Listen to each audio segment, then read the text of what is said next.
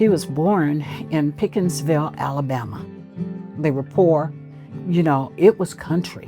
It was country, and it was outhouses, and it was chopped wood. It was being out in the field, and his mother would, you know, fix breakfast or whatever, but she would bring it out to the field. He says the work was it was just hard work. Hard. He was 2 weeks away from graduating from high school, and he was drafted into the military. And he wanted to go into the Army because his brother, Jesse, had gone into the Army, but they told him Navy, and they waited until he graduated. So he went right away, and the first place he was deployed to was Pearl Harbor. It was after the attack, but he had never been out of Alabama before that. So that was kind of huge for him.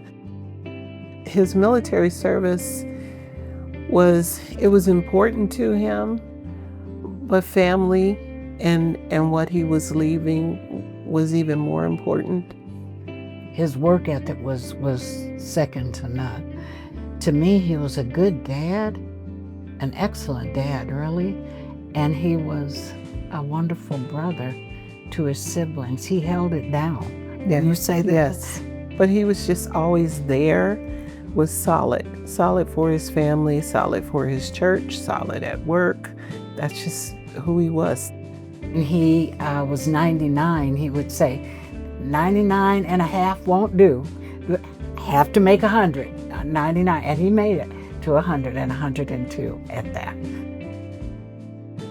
We first received a nomination from Katie at CHI Midlands on the 5th floor, their VA floor, and she informed us that Bennie was going to be celebrating a 102nd birthday soon and wanted to know if we could help him celebrate.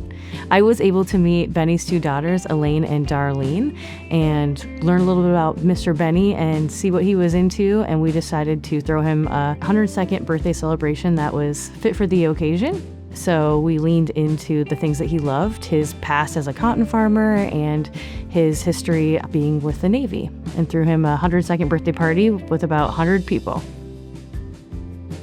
And for someone to just come in, no, we're just doing, it's like, well, we have to do something. we have to do our to be able to actually come and be a part of it and not have to Dreamweaver. Get food and get decorations and decorate and arrange everything. And then that was clean it up. Yeah, and then clean up. It was wonderful. Just like he loved the fact that there were so many people there, but to have his family surrounding him, that's always been what's so important to him. It honored his life. Yeah. It really, the foundation of his life, it honored, you've lived through grace to get to be 102. You served your country. You honored your parent. That's a life journey of what you do. I don't think he expected, in fact, I know, he would never have asked for it. No. It was just, that's what made it so special. Dreamweavers, it's not just the individual, but it's families and there's connections.